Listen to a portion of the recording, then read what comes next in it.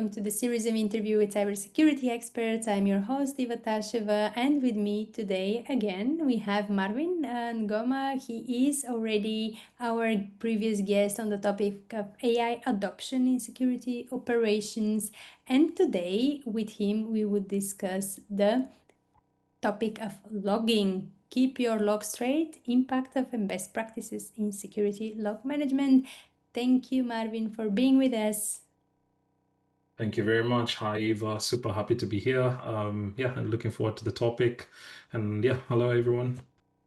Marvin, we introduced you in our previous video as a principal security architect at Elastic, so you have a little bit of knowledge on the data management and centralization. But what sparked your interest in the world of security logs in the first place? Nice. Thank you very much. So when we talk about logs, I think let's look at it from a cybersecurity perspective, right? People are excited about, oh, there's this hack that happened, there's this attack that happened, and all these reports. And then when you start talking about logging, the energy goes down because everyone's like, logging is boring. Generally, that's what we hear. But personally, for me, I think it got exciting when and this is like 10 years ago. So I got to that point of realization through my networking and through work experience where I saw the power of logs in terms of just giving us the source of truth, right? So attacks do happen. Attackers are getting stealthy, they're getting more dynamic, and they're doing crazy stuff, right? The threat landscape is always changing, but they'll always leave a certain hint. And most of the time, you find that hint in the logs, and that's what got me curious in terms of logs. I love so there's a company called Corelight. They do network detection and response, and I love their t-shirt. I was almost wearing it on this show, but the t-shirt basically says no one is above the dot log, right? And basically it's like no one is above the logs because we have everything in the logs. So for me, that got me excited because logs can be that amazing source of truth from a cybersecurity perspective. I have to admit it does make sense, and normally cybersecurity professionals should very much be into logs because that's what allows you to do proper investigation. Yeah, Otherwise, you're just doing things and hoping for the best, which I don't think it's very effective way of doing security. Funny enough, we don't understand very well the logs, maybe because it comes to very technical databases and outputs that we don't train enough people how to deal with it. But I've seen companies, organizations seriously having issues with getting their logs at all in the first place straight, to know what to log for how long and what to do with it. Probably because they don't see the added value. They think once you're hacked, it's game over, right? This is right. sometimes what we see in the industry, that many of organizations, they just try to mitigate the issue, but then they never come to understand what happened, who did that to them. What do you think are the most critical ways that well-managed logs, so here we'll discuss later how to do that, can contribute to stronger security operations? Yeah, that's a very good question. And before I even go into the details of answering the question, I love one of the things that you've said. Organizations usually when an attack happens, they think it's game over, right? But I think it's also a maturity issue, or a maturity exhibition. If even after a breach, you can still go in your data and remap and replay everything that happened during that cybersecurity incident, right? So it shows also a little bit of due diligence and due care from the organization as well. And I'm so happy that you highlight that point as well, right? So coming to your question now, in terms of what are the most critical ways, well-managed logs can contribute to security or stronger security operations. I mean, so when you look at data, right, and when I say data in this case, I'm still talking about those logs. I mean, when the logs are handled right, they do certain critical things, right, or they give you certain critical insights, right. So the first one is obviously the reason we collect logs is we want to have that faster and sharper threat detection, right? That analytic capability that I mentioned in the previous recording as well, right? So again, security teams typically collect data and then do detections, right? And detections is the analytic capability, the correlation of what's going on in the environment, right? So I think that also helps organizations to easily spot things such as anomalies, right? Or even suspicious patterns in your data sets as well. But if you don't have that well-structured data, you will miss out on seeing some of these insights. So detections is a little bit more of a proactive approach in terms of trying to track the bad things that are going on. And then, as I said earlier on, I mean, um, well-structured logs also help you to basically strengthen that incident response, right? So something bad has happened, we've established it. We still want to have the capability to trace it back. Where did it start from? Who did what, where, when, how, right? So if you can really quantify that and then also scope it out, it really helps with understanding the magnitude of an attack and then also the steps that you can take in terms of recovery, lessons learned, and then maybe even solidifying a little bit more on the detection side of things. And then also compliance comes into the play as well, right? So if you've got your well-structured logs, you really want to show that you're compliant with regard to just having that audit trail within your environment. And then also sometimes, yeah, there's audits that do happen within the environment. You just want to be at that place where you can actually show that you've got the evidence that's required to satisfy whatever regulation or compliance requirements that you have. And then also, I think when we talk about structured logs, it's thinking about the logs essentially. What am I supposed to log, right? And how do I log it and those kind of things. So it's also an exhibition of just having accountability for your environment because typically you want to be logging, you want to be getting logs from those crown jewels within your organization, right? Those critical assets that are very critical to the mission of your organization. So it is critical that centralized visibility also helps to get to the next level in terms of just piecing these different events together in that sense. But having that structure really opens up and powers up a lot of workflows. Mhm. But this makes me think of our previous discussion we had about the importance of AI and how it could help you automate and monitor better your organization. To what extent do you see the logs playing a role in enabling basically the AI training, or how do you see this interlink? It's critical, right? So one of the other things I like to say is garbage in, garbage out, quality in, quality out. And that also applies to AI, right? Because again, remember that AI, even when we look at the models that are powering these LLMs that we're using today, they are trained on a certain data set. Now, if there's a lot of garbage in that data set, the output is going to be garbage, right? So if there's quality in that data set, definitely there's going to be quality output in terms of these AI platforms. And then one of the things we talked about in the previous recording also, as in one of the use cases of AI in security operations, it's the knowledge retrieval, right? So creating that knowledge base, right? Again, a knowledge base needs to have the quality and it all begins with structured logs, right? If you add a certain structure and a certain quality to your logs, it does have that ripple effect to the other workflows that are common within Mm. security operations. Again, it's collect, detect, respond. And if you're collecting quality, definitely the other workflows are also going to be having quality embedded with them. So it's really critical for AI in that sense as well. No, it's very good you emphasize on the structure and on the quality of how you structure your logs, because it's very easy to just, and we've seen it in the past, not specifically for security, but for all other business data. For Right. some reason, people were obsessed with collect data. The one that owns the most data is the most powerful, but they don't know how to use it, and it's not of good quality, so it's useless. What happened? Why we were so obsessed with collecting someone else's data, but we did fail to retain our own data to improve our processes? Is it that it's just there's people don't see the business values, therefore no budget for it? It's always expensive, right, to store this data, to work on it? Or is it maybe some technical consideration, or maybe people just didn't know for how long they legally can store this data? What is the biggest challenge there? Yeah, I think the biggest challenge is so I like to start with why, right? The why of doing anything, and even outside security. When I want to do something, I always ask why, right? And that's why I love the book Start with Why. Very important book because if you start with the why, everything else falls into place. And I think even when it comes to logging, there has to be the why are you logging something, right? And in the security space, the why should be driven by threat management, right? It should be driven by, and from a business point of view, you need to have a business value in terms of why you're collecting a certain log type, right?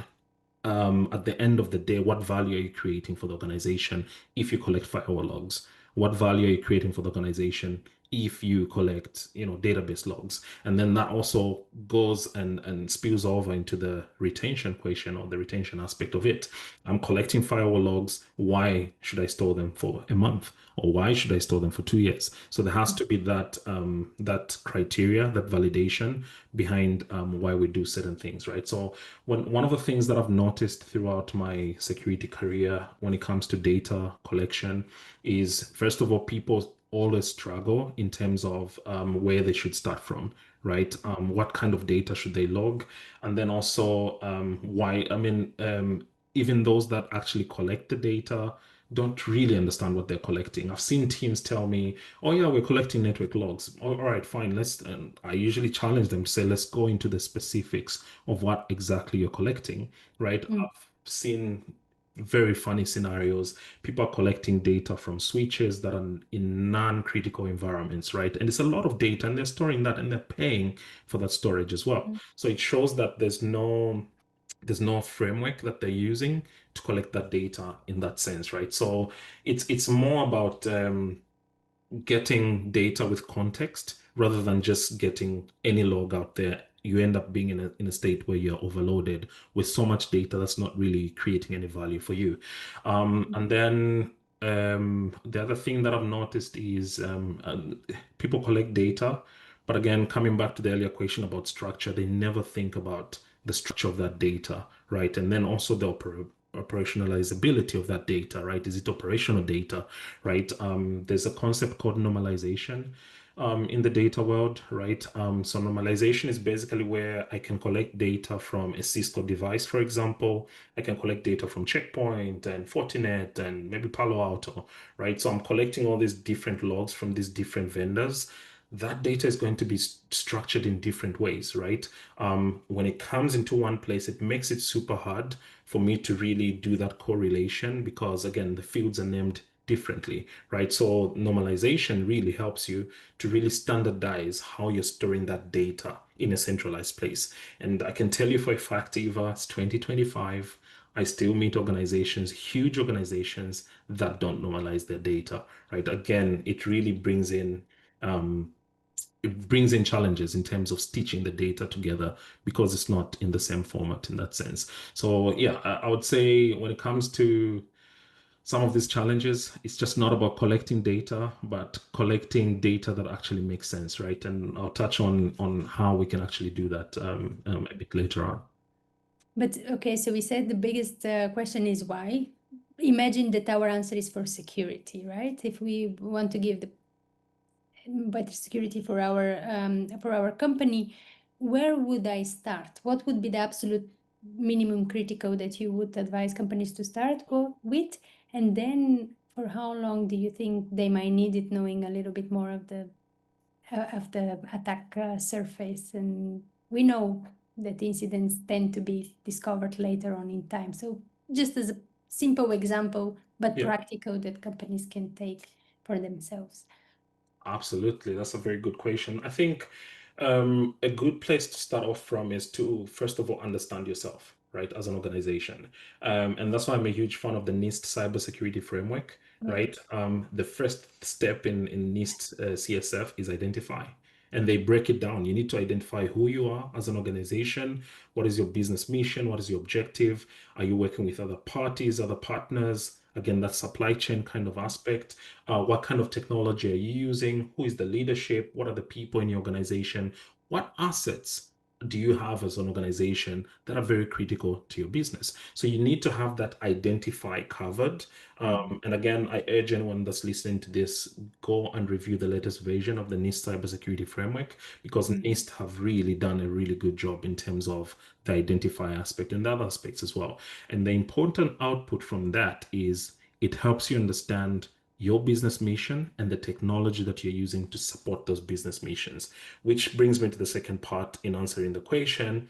you need to look at the crown jewels, the critical jewels, right? If I'm a bank, right, highly likely the Mm, most important asset for me is the core banking system because that's where customer data is, that's where the financial data is, and that's where the other stuff, the card management system, the internet banking, the mobile banking connect into as the source of truth. So for me, the most important thing if I'm a bank is the core banking system. So the next mm, thing we want to look at now is what technology am I using to house that critical core banking system? Am I getting enough logs? And this is now where you begin to map out what we call objects and subjects, right? So the subjects are the ones interacting with this object, which is your core banking system. How are they doing that? Is it over a network, right? And mm, that's where now the confidentiality, integrity, and availability kind of aspects come into the play. And that's why there's a concept called threat modeling as well, right? So you need to look at what are my critical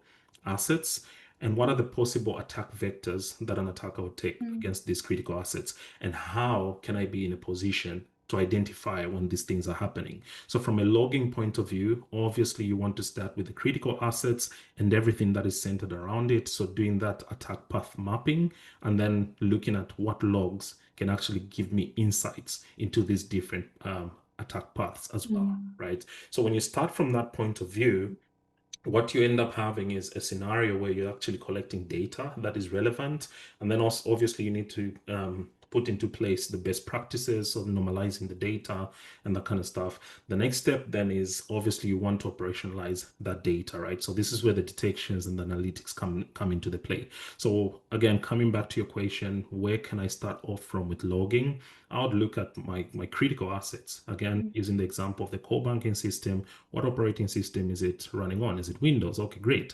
Am I getting relevant logs? What logs do I want to get? Maybe all the transactions that are happening in the database, right? Or maybe I want to get audit logs of everyone who's logging in, right? Logging into the web application, logging into the database, log into the operating system itself. And then maybe the next thing I want to see is, oh, let's look at the network connections that are coming through to this asset. What are the routers? What are the firewalls that are centered around this critical asset? Am I collecting that data? Because also I want to have that level of visibility, right? So it's that way of thinking that mm. should shape what kind of data you really want to collect. Mhm. Yes, indeed. So you mentioned identify, so you need to know, give your own why eventually, but also you mentioned the meaningful visibility. So you eventually are increasing visibility and taking the accountability at the end of your security. I can also we both understand very well the NIS2 directive, but we are also very actively working on the Cyber Resilience Act, which is specific for product security. And there, indeed, logging is a very important part. There's always requirements. You need to log. You need to log access. You need to log incidents. Obviously, you need to log vulnerabilities. A lot of things that you need to keep track of, and it becomes more and more probably a industry standard as we have common regulations that are imposing this. You also mentioned the banking.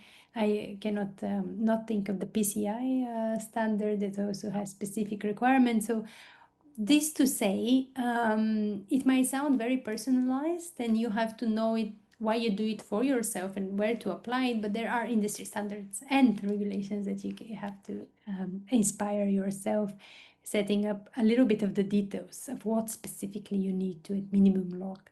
And for how long, I'm also thinking of PCI. It usually refers to 1 year, so probably rule of thumb could give some ideas around that timing.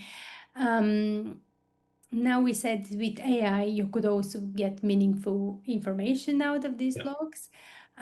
What else do you think companies should consider, maybe in terms of securing the logs, maybe in terms of, yeah, is there some other considerations that we have not discussed yet? Yeah, so just to continue, there's something that's Mm, interesting that you've said, right? So compliance also is another layer to the logging aspect, mm, right? So in terms of what you want to log, obviously you also need to look at what compliance requirements apply to you and basically look at the logging requirements in there. Another aspect that we usually don't touch on, and this is related to threat hunting, is that of also just having a sense of the types of attacks you are currently experiencing as an organization, right? That can also give you a bit of an idea of where you can start with your logging, right? Like just get a bit of a feel. What alerts are you getting from your EDR? What are users complaining about to the service desk?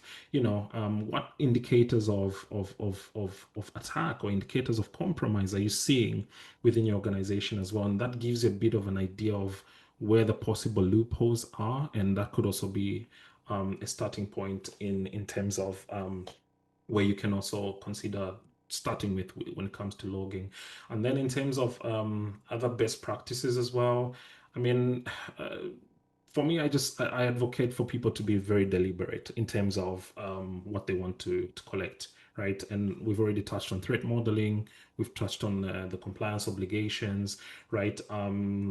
Yeah, we need to be a little bit deliberate and a little bit thoughtful. And I've already touched on aspects such as normalizing, enriching the data as well. So Mm. enrichment is quite important. It's a whole topic on its own. It's What great. is it? I'm not an expert, so what do you mean by enrichment? Absolutely. So we're collecting logs, right? So logs is basically a record of something that happened, an event happened and it's logged somewhere, right? I opened the door. A system says Marvin opened the door, right? I turn on the lights in my apartment. The system writes to say Marvin at 21:30, turn on the lights. So that's logging, right? Um, but then the thing is with enrichment, we're trying to add a little bit more of context. So we're saying Marvin at 2030 turned on the lights, but who is Marvin, right? Is he the head of the house? Is he married? Like things like that, right? So that's context now. We're trying to understand this entity that's called Marvin. And then Marvin is, opening the door. What is he opening the door to? Is it a house? Is it an apartment? Is Mm. it a store, a warehouse? Where is it located? So the geolocation as well.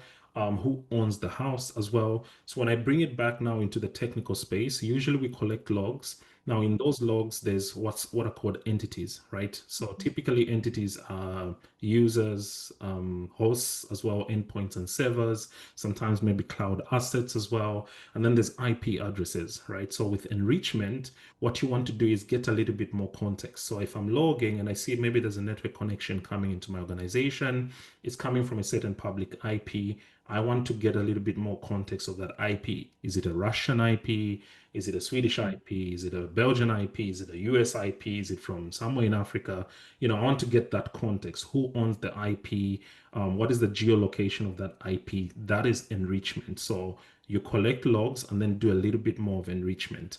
When you look at the users as well, one of the things you want to collect about users is the context around the user, right? So in an organization like a bank, yeah, great. We have these logs. There's a user called Marvin, but I want to know who's Marvin's manager. How long has Marvin been in the organization? If you see maybe there's an authentication alert and the username Marvin is in there, maybe you want to check, is Marvin on holiday or not? Is this expected that Marvin is on holiday and is doing some of this activity in the system, right? So enrichment is basically focused on adding a little bit more of context, and that is organizational intelligence, like I like to call it. There's a book I'm writing, it's not yet ready, but these are the aspects that I cover in the book, right? Like, what is the context that we can bring into some of these aspects?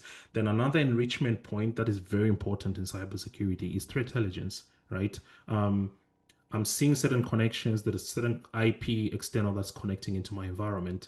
I would want to know, has any other bank apart from myself seen this IP in the environment? And that is threat intelligence.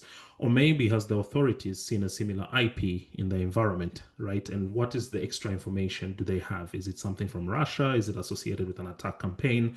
So as you collect logs, you also want to think about at what points in the log collection pipeline do you also want to do that enrichment of that data.